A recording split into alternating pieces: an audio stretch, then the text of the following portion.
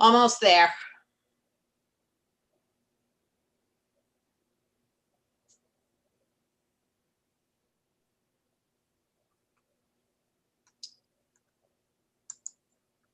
All right, we are live on YouTube and closed captioning. Thank you, Molly. Okay, so officially again, calling the meeting to order. And as that I don't have any chairperson's comments, I will go right to the agenda. And it looks like the first is citizen comments. Do we have any citizens comments?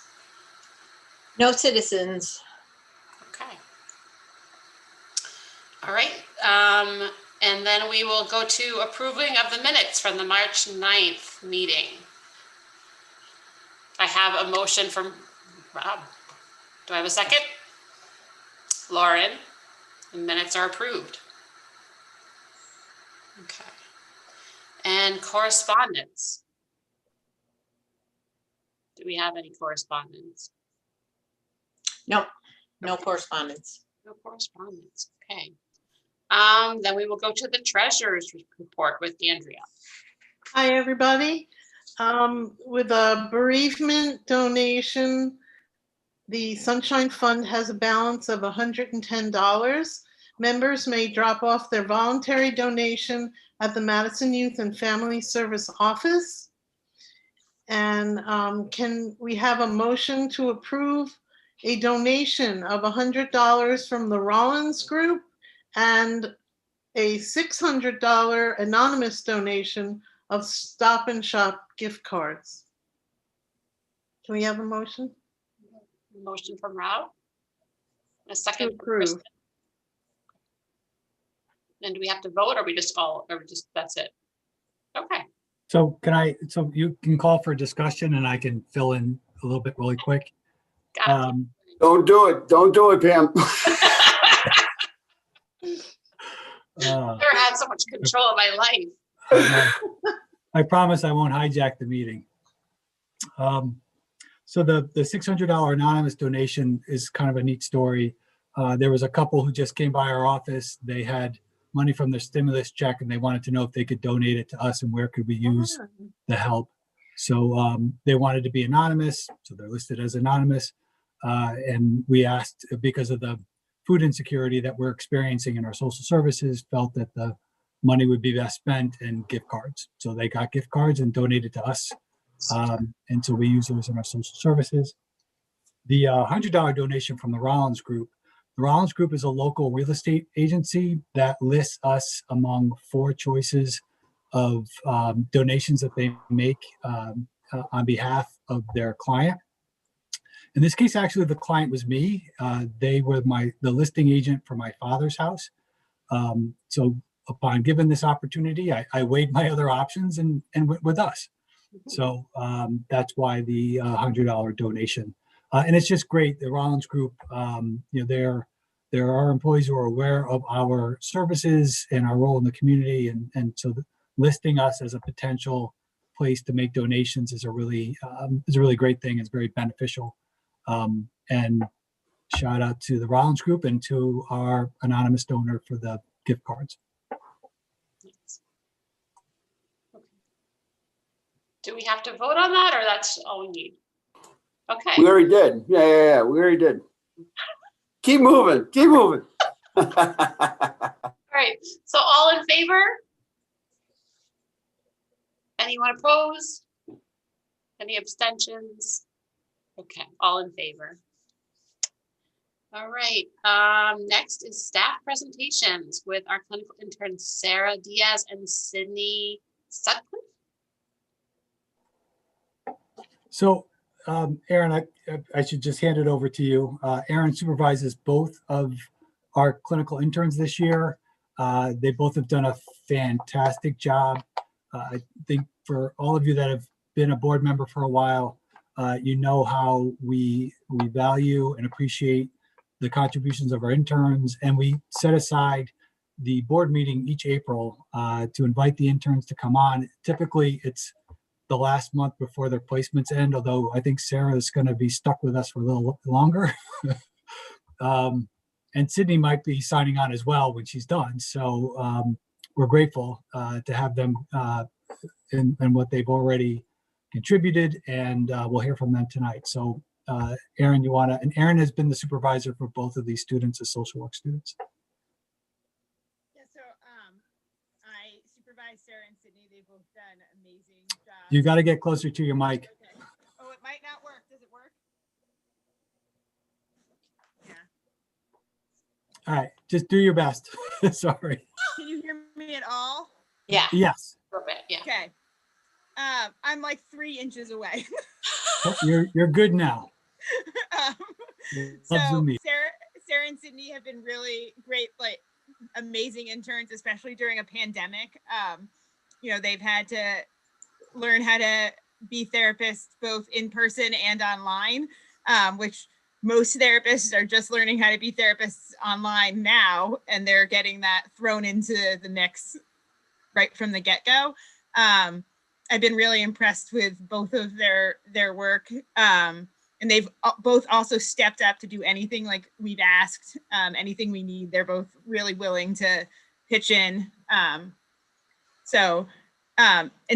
Sydney, well, they'll tell you about themselves, but Sydney goes to Southern, and we've had Southern interns many times, and Sarah goes to Fordham, and she's our first Fordham intern. So we're expanding our network. That's great. So I don't know who wants to go first. Maybe Sydney, because you started first and you're ending soon. Or changing. Yeah, changing. Sure, no problem. So my name is Sydney Sutcliffe. I am in my final year of the Masters of Social Work program at Southern. So a little bit about background. I have a bachelor's degree in psychology, and kind of went into the social work field thinking more about helping people and less about research. Not that we don't do research in social work, but more helping people getting in, like working with the community, that aspect. So really learning more about macro, micro, meso social work, and in school and within Madison Youth and Family Services. So I came to Madison Youth and Family Services by a referral of Taffy Bowes. I don't know if any of you are familiar with her. I can't imagine that you wouldn't be. She's an icon. And so I work at Friends and Company restaurant, and I was talking with her and had said, where do you think I should apply for my first year internship? And she said, oh, no, you have to email Scott. She was like, I'll email Scott for you. And so this was my first year. And so I was inquiring. And so it was said at the end that, oh, come back your second year for more clinical experience. And I was like so eager all year to reapply and come back. And so I interviewed with Angela and Erin in like January and was so eager to start it right away. And so I had kind of processed that with Erin over the summer and started this in the fall semester. And it's been nothing but a positive experience. I've made tons of professional connections, whether that be with clinical staff, school staff, parents, kids that I've been working with. I've been able to hold a caseload. What else have I really done? I feel like I've done so much. I could talk for a long time, but I'm not gonna do that. It's just been, I think, a crazy year, and I think everybody is understanding of that. And so being thrown into these crisis situations has also been an amazing experience. Sad to say that I've had to kind of be involved in so many crises, but I really do feel like I'm getting the best experience that I possibly could be getting. Also to comment that in our practicum courses, a lot of students are just saying that they're not getting a lot of clinical experience and are very kind of upset by that and feel that the program did a disservice. And I've said nothing negative about this experience. And I've gotten clinical work in person, online, got again to connect with a few people in the school, and it's really changed my trajectory professionally. That it's opened my eyes to school social work, which I really never thought I would consider. So this experience has really helped develop me as a professional clinician in the future. And I will hopefully be continuing as a contractual clinician in May.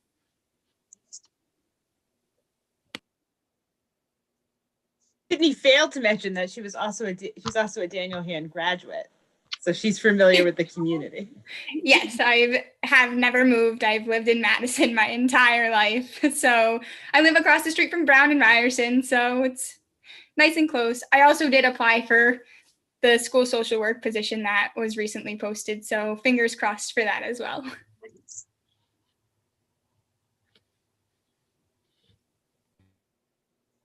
Sarah, would you like to go? This is Sarah Diaz. She well, she'll tell you about herself. Yeah, so I'm Sarah. I'm actually from a town over. I'm from Clinton, and I actually have quite experience with Clinton Youth and Family Services. In high school, I did React, and I was very involved in peer advocates. So I'm very familiar with the logistics of youth and family service bureaus. I graduated from Eastern with my bachelor's in psychology, so similar as Sydney, and like the similar reason as to like didn't want to do research, but more like helping people. And then I'm going to Fordham. I'm be done in August. I'm doing it online, so I don't have to go into the city. I didn't feel like paying for an apartment and trying to figure out how to get a job and do grad school at the same time in a city. So I lucked out with that. And I would say my internship experience is a little unique. So my first year, I started March 2020 at Department of Developmental Services. And then I was there for 2 weeks, and then COVID happened, and I was pulled from DDS for my internship there. And from March all the way until I think it was like the summer, I didn't have an internship. Like I would contact DDS, be like, hi, like I know Connecticut's open, but like, can I have my internship back? And like no response. So I literally had no idea how my first year was going to end up. I didn't know if I was going to have to do another year of school or anything like that. So that was very stressful. And then one day I got a phone call from Fordham saying, we found you an internship at Madison Youth and Family Services. And I literally was like, say no more. I just want to accept it. And I know exactly what a Youth and Family Services is. So I started in September 2020. And at the time we thought I was only going to be there till December. So I was only doing kind of like little projects. And I did a lot of research for the resource list that's on the website. And then I got the okay to stay on longer for my second year. So I'll be here till August. And then by like December-ish, I started talking with PYD with like Melissa of doing like a group. So starting like January, I think it was like end of January, February, I did a group with Katie Bowles called Let's Create Together. And it was kind of just like a Zoom group where we met with like 8, it was like less than 8 sixth graders, and we just did like an activity just to give them like a space to just, connect with other students online, because unfortunately they're doing school in a pandemic, and just to, give them a break, pretty much. And that received like really good feedback, and I enjoyed doing a group. And then I started getting clients in January, which I love doing. And then I'm also involved with Roots with Melissa and Derek, which is similar to React, which I did in high school, which is like also a reason why like I really wanted to do it, because I loved it. And I think that's it. I'm hoping to stay on afterwards. But yeah. So thank you both. One thing that we typically ask of our interns during this conversation, do you have any thoughts on the internship itself? Like, would there be things that you would want to share with us and the board as well? The things that maybe you felt that the agency did that supported you well. Are there things that you feel like you would want to see changed as a part of our ability to support interns, or in general for what we're doing for programming? It's been certainly a very unique year, but this is an opportunity for you to give us some feedback. could start, Sarah, if you'd like. So I think that one thing that I kind of touched upon earlier was the clinical experience. A lot of students right now, especially with the pandemic, are not getting a lot of clinical experience, whether that be only telehealth, no telehealth. I do know a few peers of mine who are just doing research and not really are supposed to be in their second year internships, placements, and are not getting that. So I think that Madison Youth and Family really did support our not learning and experience in that way, that we learned how to do telehealth, have worked with the families, have been given the option if we only want to do telehealth and supporting where we feel comfortable. Not saying, oh, you have to meet in person, you have to meet online, and kind of a lot of freedom, which has been really great. One thing that I was a little bit hopeful for, which obviously was due to the pandemic, was a little bit more school experience. So kind of Erin and I had talked in the summer that we might have done partial at Brown, partial in the clinic. So for future interns, getting that little bit of school experience with this would be super helpful. So like the school-based counseling aspect of things, right? Yeah. Is what you're referring to? Okay. Yeah, thank you. You're welcome. Yeah, I kind of agree with Sydney with what she said about the school base, but I know that it's kind of out of our control because of the pandemic. And yeah, same with like my classmates too, that like not a lot of social work students right now are getting practicums and like the experience. So I would say I feel very lucky. And even like I had that short like instant where like I might have to like stay longer for school because I don't know if I'm getting an internship or not. And I don't have anything negative I would to like any feedback. It's definitely like my ideal like agency as a social worker, because it has a little bit of like the community and then it has like the individual. So I feel, you know, I feel very comfortable and I feel like I'm part of like the team, even though like I'm just an intern. So You're not just an intern. And that's and if you felt that way, we would want to know that right away. I haven't. No, I was just a reference. No, I know. Yeah, at DDS it would be another story, but here it's good. I'm glad for that. Any questions from the board for Sydney or Sarah? I have a question with the telehealth. As social workers with the students, how much input is there from the parents? How involved are they?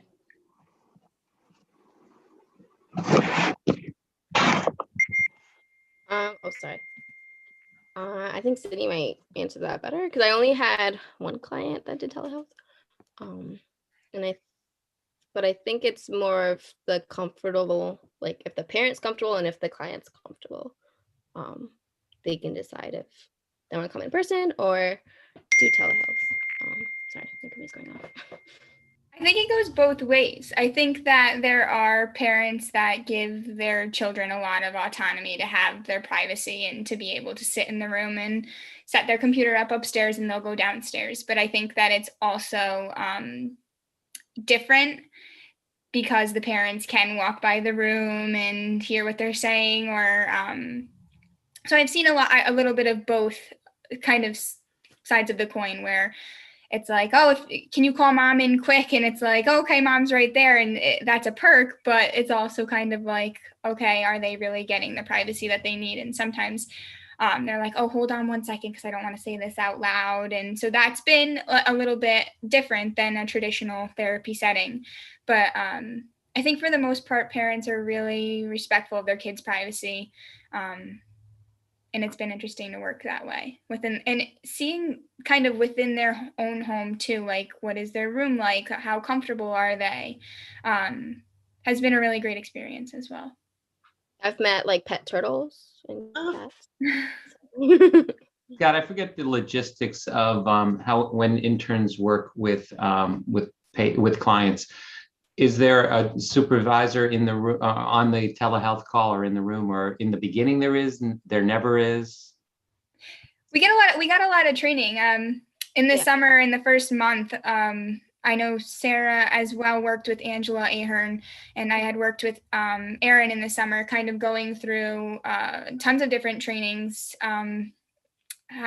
When you need to report something, when you should call your supervisor, looking for signs of suicide or self-harm, self-injurious behaviors, how to kind of address those issues. So, I mean, yeah, I can share my first session ever with a kid. I was a safety assessment, and I was like, okay, this is a great way to start off and getting off on a good foot. And I had processed it with Erin directly after, but it's really nice that we get to kind of, I guess, the privilege to handle these situations on our own and then be able to process them later and get direction from whether that be Erin, Angela, or Scott even. Yeah, and we did like shadowing Erin and Angela. You shadow for a while, or? Yeah. Yeah. Yep. And Angela and Erin are they're good at like, if there was like an emergency, or if I had a question, or I felt like concerned about something, like I can call them and they would answer. Like they're there for us. So all the time. That sounds awesome. Sounds terrifying, but sounds awesome. Yeah. We also did a lot of role play. Like I know I did role play with Erin and another clinician, Frankie. And that was really helpful too, to kind of get the experience, because she's seen cases like the ones that we practiced. So her saying, okay, Erin had presented as a child who would have had a diagnosis of dysthymia. And so she was like, well, what do you think it would have been, the diagnosis would have been, and why? And we were able to process that, which was nice. Yeah. Yeah. And also, I don't know about Southern, but for Fordham, I have like an internship class like attached with this experience. And we do like role plays. Like I get more training like in that class, and then also like in person. And we have to do these things called like process recordings, which is like basically you take a session and then you kind of like process what happened in the session. And then you get back. Thank you. They also, obviously Sarah's internship situation is very unique because she was here, for many hours to get her year-long internship in a very short amount of time, and then didn't see clients until January. And Sydney started at the beginning of September and had her first client like 5 or 6 weeks into the internship.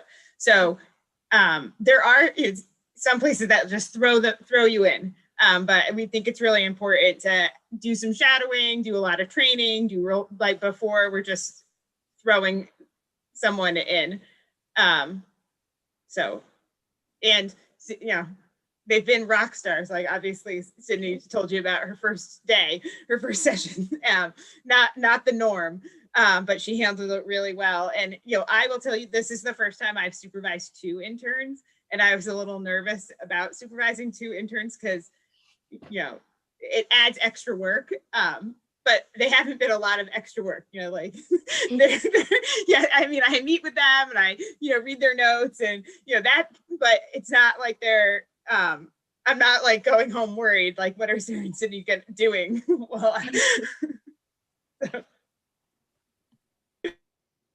Well put, Erin. So yeah, and I do think like we've had interns come on in years past that have had a lot of experience. So I think too that sometimes we'll gauge, the readiness of our student for the work that's set up, and then the rest of it really is based on some luck. When the referrals come in, there are certain times of the year, particularly at the beginning of the year, like September, referrals are actually relatively slow as the school year is getting going, and there may not be as much stress on young people as there is when the school year is in full gear. So, there's often opportunities early on to do the shadowing and the prepping and the training. And we do take that very seriously. That's intentional. As Erin mentioned, to make sure everybody's, in good shape before they're in the room with somebody. Any other questions from the board? I have a question. Hello, Hello. Jeremy. Hello. If I freeze on you, I apologize. My internet sometimes gets a little funky with Zoom at my house. But I have a question as a police perspective. With the whole new police accountability bill, social workers are going to be responding with police officers. As new graduates, I'd love to hear your guys' perspective on how would you feel comfortable responding with police? And responding with a police officer to like a crisis situation. I just want to hear your guys' perspective as soon to be new social workers. That sounds terrifying. But I mean, I think it would be great for more like collaboration between like police officers and like social workers. I don't know how it would be personally if I'm like in person, like feeling like a crisis or something. But I mean, I would love to see more collaboration between the two. So. I think I second what Sarah says about collaboration, and I actually serve on the graduate social work organization board at Southern. And we had a wonderful open forum that we set up with the sergeant at Southern, a Black social work professor, all of the students who wanted to attend, and there was somebody else who was there speaking. And so it was a really wonderful experience to hear, a professor from Southern who works with the police. How could I forget what that one? But so she really shed a lot of insight as to the job and what it sounds like. And I think that would be an amazing experience. Personally, Sarah, I'm always up for like a crisis challenge. I worked in crisis for a year, and I think that it's really rigorous and scary work. But I think that it's amazing that social workers and police are starting to work together instead of this big disconnect about one disregarding the other. And that shouldn't be that way. We should all be working together and have equal parts. So I'm excited to see how that pans out. Mm-hmm. Great question, Jeremy. It's funny. Every social worker we talked to, we said they first, we can't wait to collaborate, but we're terrified. So it's going to be very interesting. I mean, we're all looking forward to the opportunity, but it's definitely going to be an adjustment, and it's going to be a great experience. I agree. Jeremy, they already have that on TV series, that collaboration with the social workers going out on scenes with the active police. Yep. Which is interesting. I didn't know about it. I thought it was just like, on the TV. I didn't realize it was actually happening for, across the board. At BH Care in Brantford, we've been doing that for a while. Our crisis clinician goes out with the police for a lot of our crisis calls, and it's such a great thing because a lot of times, it's for the safety of the social worker and the police, but also if someone needs to be hospitalized, they have that expertise in terms of understanding, is this a mental health crisis that needs to be addressed? And so I'm excited that it's going to be more widespread. I think it's a great model. Jeremy, when will that start in Madison? I know things are starting to get into the works. I don't have a specific date, but I know we have to get, department policies in place, et cetera, the whole 9 yards, but it's coming. So okay. It will be soon. I can comment on our end of that as well a little bit later. All right. Anything else for our interns? So, and I know that they both have class tonight, and even though we could probably given them reason to skip class, we probably shouldn't do that. So thank you both. You've just been a gift to our agency, and really appreciate your time in addition tonight to share some of your experiences with all of us and with the board. So good luck in class. And Erin, is Erin still, did she go? Oh, there she is. You moved around. I hate Zoom. Where did Erin go? Erin, thank you. Great job. Just a great job. For somebody who was an intern when she started here, after she was a student at hand as well, it's just, you just did a great job, as you always do in the work that you do, and also as a social work supervisor. And you're welcome to hang on for the rest of the meeting, or you can go if you want. It's up to you. I'm gonna go. My daughter already came in and asked when I'm coming to colors. So.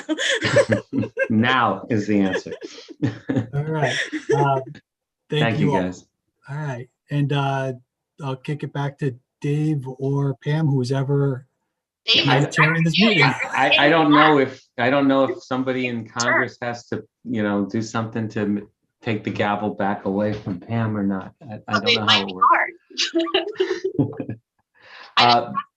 Hi, guys. And Pam, thank you for covering for me. I really do appreciate it. So at this point, we go off to our student report, Jake and Darian. Hi, guys. So I'm going to basically talk about a little panel that we did with JMP, Peer Advocates, and Valor last week. And Darian's going to talk about the full-time going back to school, because Darian's full in and I'm still full remote. So I did go the first day, but not nothing other than that. So so the talk we had with JMP was actually, I thought it went really well, and I think that everyone there felt the same way. And we hit on a lot of topics, and we wanted to keep it completely student-led pretty much. So we had Crystal, Catherine, Melissa, and Derek there. And did you come, Scott, at all? No. And then JMP. But it was definitely good, and they didn't really talk much at all. And if you guys want, I can talk about some of the topics that we kind of got into. Because we definitely spanned a lot and went very, all over the place, which, you'd expect with me leading a group. So yeah, that's pretty much what we did. And we kind of were planning on setting up more meetings in advance too, with other lawmakers, other people in town, trying to do some asset building, setting up connections with kids to local politicians, while also giving kids a chance to, tell politicians what's really going on, to talk about the ways that they kind of want to see town government helping the students, or, what they're frustrated with in the school, how they want to get advice, anything like that. You could never go wrong with setting kids up with more connections and networking. So yeah, that's kind of the plan that we were going with. Maybe going like a, monthly panel or something, trying to get it a little better. And I think next time too, what we want to do is incorporate the Search Institute data, and kind of turn it into another one of those presentations, like how we did with the data in the first place. But this time, incorporate more of a student perspective to it, and then also use the data that we have from the Search Institute to back up kind of what we're saying, or to use that data in another way again. And we're going to have more data this year after I'm gone. So Darian can work with you guys and, keep that going, and, just really start to see these issues, because we're seeing increases in, different areas that we haven't been seeing in, years prior, and then also continuations of the, some things.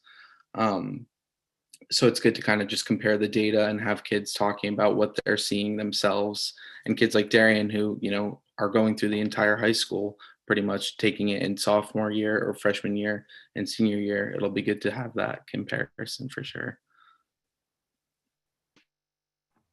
All right, so looking at all in school from an educational standpoint, it's the dream. It's everything you want, it's normal. Other than the mask, completely normal. I think the teachers are enjoying it. I'm honestly seeing much more social interaction between friends who are in different cohorts. I get to see a couple of friends who I didn't get to see, which is honestly great. And it makes the education so much easier, because if I have a question, I don't have to ask the teacher. I could ask my best friend who's sitting on my left, and I think that's great.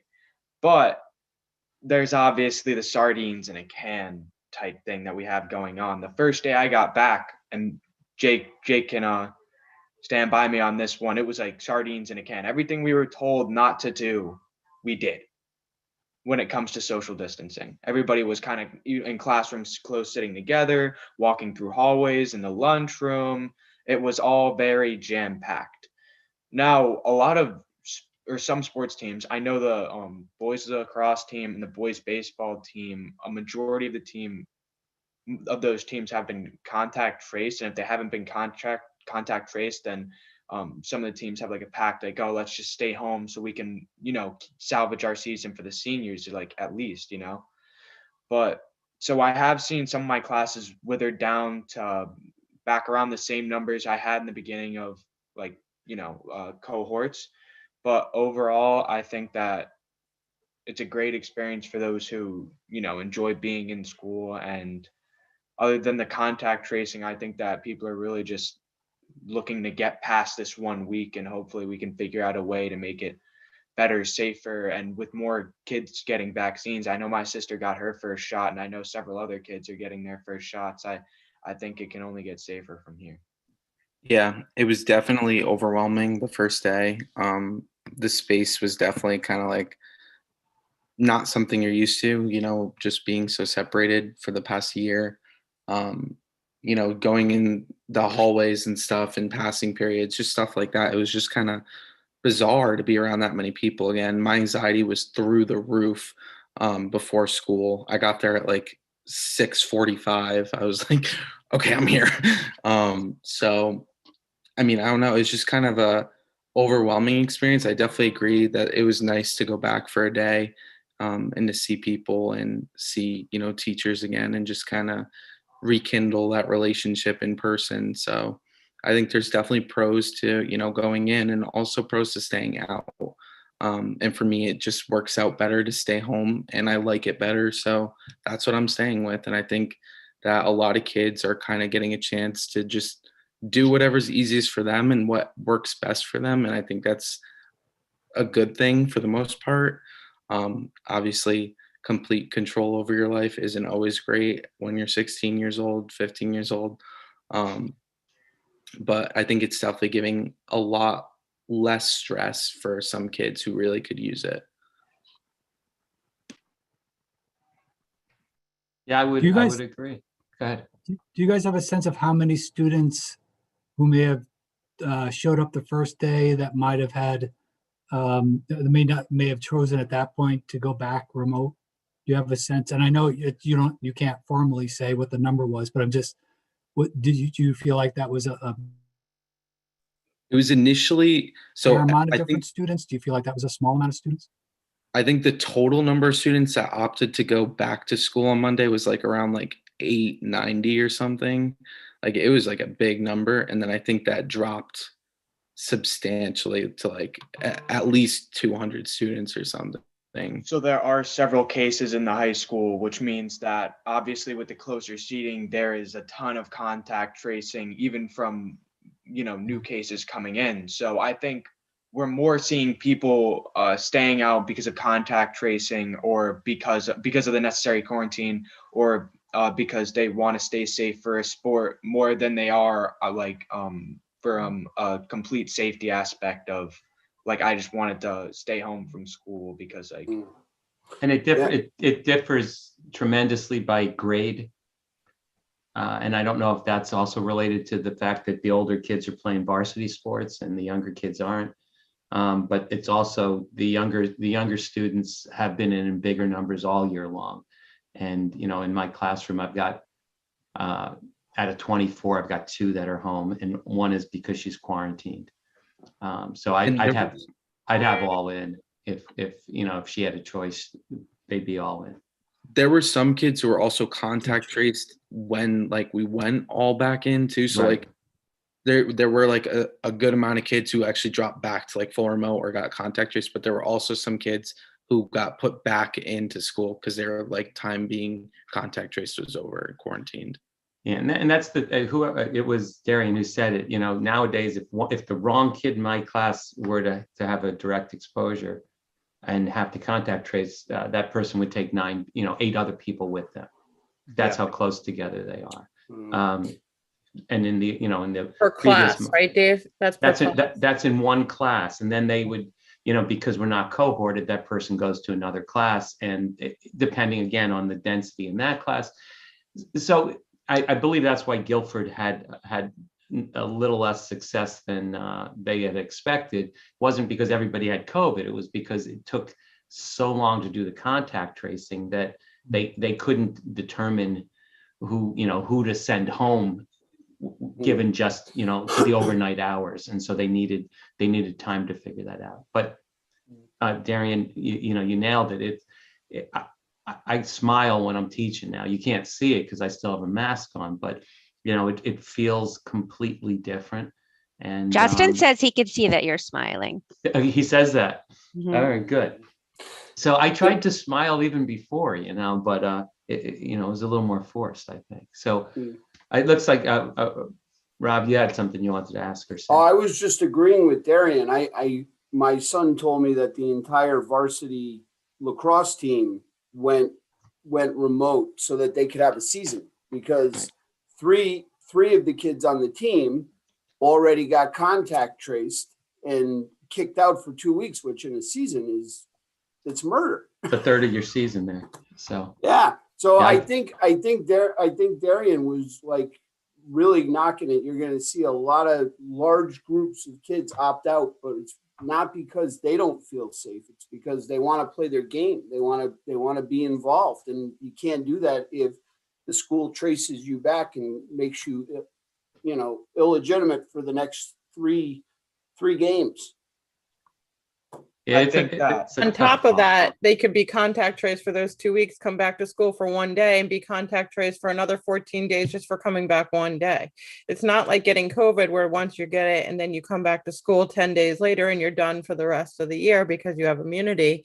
It's now it can happen over and over and over. You could be out 3 weeks, 6 weeks in a row, 3 separate times. Absolutely.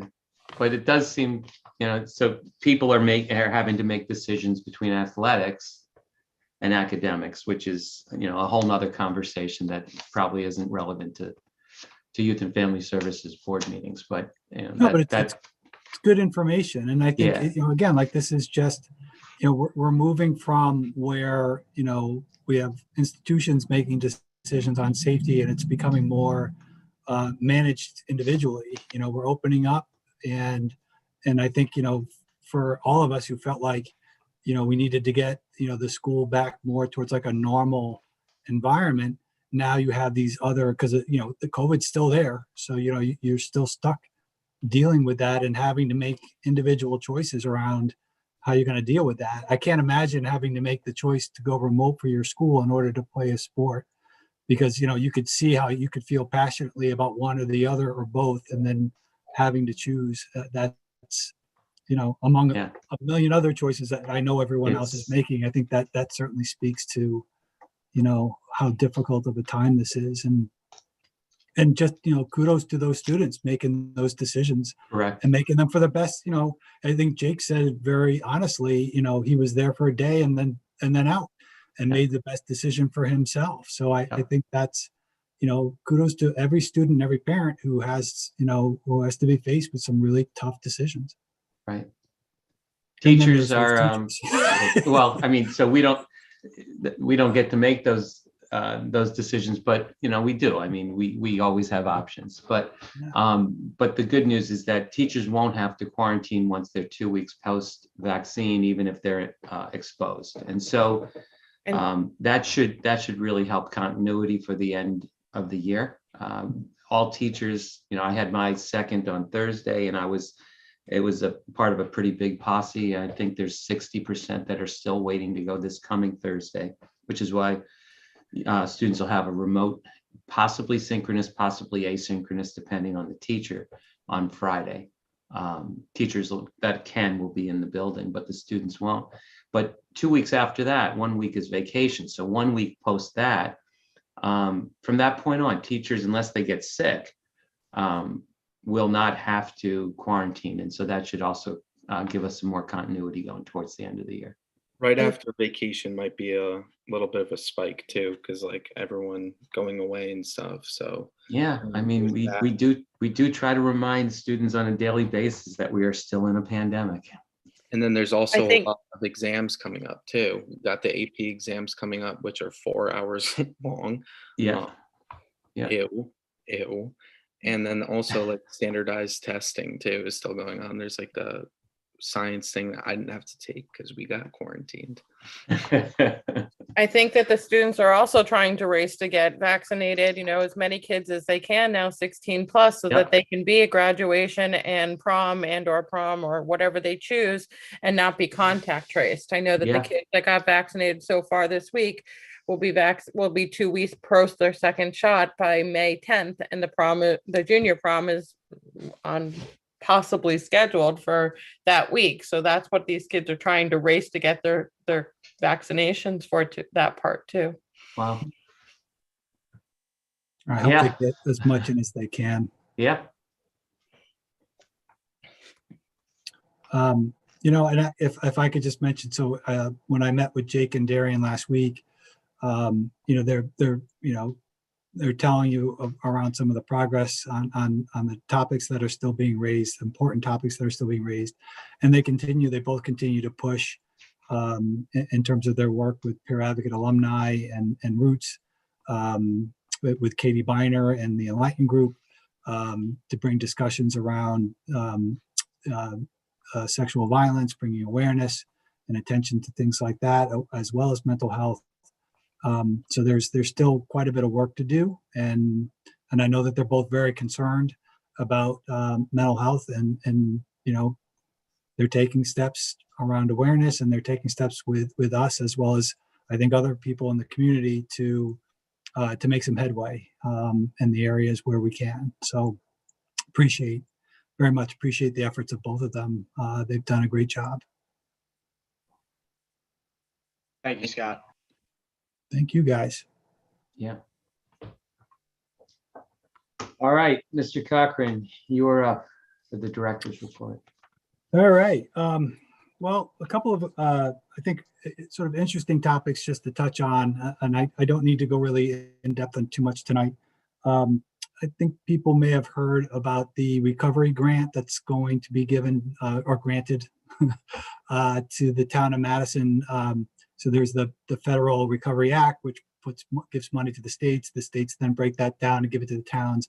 Madison is lined up to get $1.7 million earmarked for the recovery efforts. And there's some broad definition around exactly what that could look like. And so there's been a number of meetings, at the various board levels, and then among the town department heads. And how this money gets spent is there's more guidance that's going to come down and I think help us to be more specific. But this money needs to be spent by 2024. And again, loosely defined around the efforts to help your community come out of the pandemic. I think I know Peggy Lyons, and she brought it up immediately around the mental health needs. So, there may be opportunities for us to use some of that funding directly in the efforts to support whether it's our programming, some of our existing programming, or more maybe new programming that we could do. We've already started brainstorming on some ideas, and I think you'll see this continue to be discussed among town leaders, and obviously it'll be discussed back here with us. The other interesting opportunity that Jeremy actually just touched upon, and I didn't plan this coming up with our interns tonight. So the Police Accountability Act is requiring police departments to come up with their own ways to integrate human services into police departments.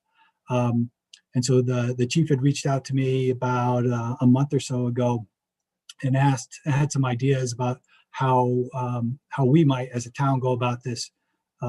You also might be aware that Chief Drum is on the statewide task force that's looking at the Police Accountability Act and working at a more of a legislative level to look at aspects of that and to provide some guidance throughout the state. So I can't go into too much detail tonight, but there's already been substantive discussions that would involve Youth and Family Services partnering with the police to create a model of integrating human services into police work. So this is, I'll steal from the interns, this is extremely exciting and terrifying all at the same time. And not for the same reasons, like, it's administratively terrifying because you're creating programming really from the ground up. So, and I've promoted, at least from our end, the approach of, to very carefully analyze the needs within our community. If we're going to create a model, it really needs to start at home. We need to look at the needs of our community and how we would integrate serving those needs along with the police department. And then, the work will follow from there. So an exciting time, a time where we're really going to need to do a lot of work fast. And rely on some really great existing relationships that we've been relying on for years, between us and the police department. So happy and proud to be able to share that. And if I have more of an opportunity to hang out with Jeremy, if any of you have ever hung out with Jeremy before, I got to tell you, he's one of the best people you could ever know. And he's funny. He doesn't show it as much here, but. Well, thank you for that. You're welcome. So any questions on either of those two topics? Does that create a requirement that we are now staffing 24/7 for crisis? So that's the terrifying part. We've got to look at how we're going to do that. I mean, how would you staff that? And there are a couple of existing models within the state, like Willimantic is using a model of integrative services. Waterbury, I think, has been doing this for a long time. So we got to look at where there's some precedent for what's being provided and start to piece it together. But that's just one aspect of it, Dave. One of many. Any other questions? Okay. Quick reminder. So here we are. God, the year goes by so fast. Our next meeting's in May. And it's May 11th. It's at a special time. It's at 6 o'clock. If you recall, would have been our board enrichment evening, but we are combining our board enrichment evening with our awards ceremony. So it will be a virtual event. It will start at 6. When we talk among the executive committee, we'll put together a very short actual meeting. We'll have to run a board meeting that will likely last about 5-10 minutes, and we will adjourn into the awards evening itself. This is a really special night, and if anyone's ever been involved with these, if you've attended previous ones, we name award winners in a number of different categories. They're mostly youth awards. We do recognize some people that have volunteered or stood out in the community. We will be giving an award to Neighbor to Neighbor this year for the work that they've done throughout the pandemic, and all the money they've helped to raise to support the community, as an example. But really, I think the most, my favorite part of the evening, so we have staff people that work very closely with the youth in our programs. And so the speeches are, they're just very touching and very heartfelt. So it's our staff that have known these students and work very closely with them. And so they remark on their contributions and give the youth an opportunity to speak to the group upon receiving the award. So it's definitely a feel good. You get a really good sense. And I think this year, for some of the people I know that we will be providing the awards for, they've really stepped up in some very difficult times. And I think that you'll find some of their stories very, very compelling and hopeful. As horrible as all this has been, the stories with the students and how they've stood up throughout this and have really handled things as best they can, and in ways in which they were really just supporting each other, is pretty amazing. So I hope you all look forward to that. And then we'll have one meeting left, our June meeting. And there will be we did not have a chance to hear from community support yet this year. So we will be having Catherine Barden and Crystal DiPietro joining us for that meeting. And they're going to give you some good information on our social services, as well as some of the the work that MAID has done this year and setting up for next year. I want to update the board on our data discussion. So where we left off at the last board meeting, I just need to tell you, we haven't been able to really make a lot more progress on putting together more meetings with, I was hoping to do more of a focus group with the group that attended that post-study discussion. It's still a need to look at our data as well as, how we're reporting out to the board. It is something that we will work on. It's just been a hard thing to get back to with everything else going on. So I'm hopeful for something that we may be able to do later in April or May. And then maybe have a plan over the summer for people, if there's any board members that would like to join us, because I think a lot of this work is going to have to happen, when we're doing less program work and chasing as many fires as we are right now. And we've done 2 more QPR trainings into the community in March. We have another one lined up for April. And a couple of community groups have reached out to us asking for QPR trainings specific to them. And we are going to do our best to get those on the books as well and get those done. The response has been a little lighter in terms of the number, although I think that the people that have asked for the training and have showed up for the training, I think have gotten a lot out of it. We get a lot of feedback that's very positive around the training itself and what people are learning, and that it's very valuable. So we want to keep that. We want to keep that rolling as best we can. Any questions on any of that? All righty, that's it for my report. Thank you all. Thanks, Scott.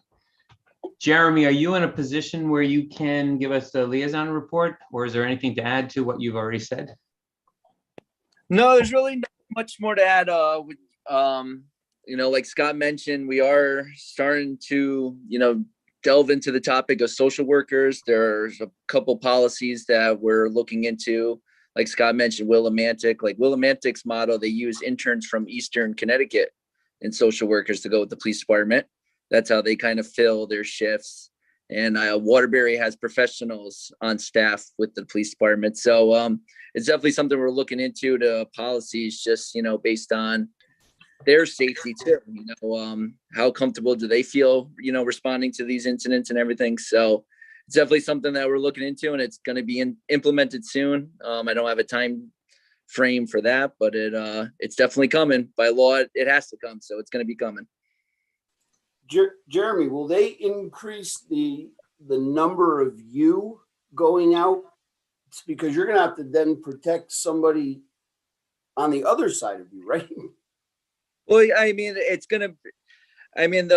issues that, we foresee now is, like, for an example, the fire department or paramedics don't go in until we render the scene safe. So is it going to be the same situation for a social worker? I think they're trying to figure out all these policies now. And I think it's just something that it's going to be a lot of, I'm sure, some trial and error, but they're going to, we'll figure it out and we'll get it done, But it's going to be, are they going to go into a scene immediately while we're dealing with the crisis? To be honest, I don't know. I don't know how that's all going to play out. So, but it's going to be interesting to see. And I'm looking forward to it. I think it's going to be very interesting to see.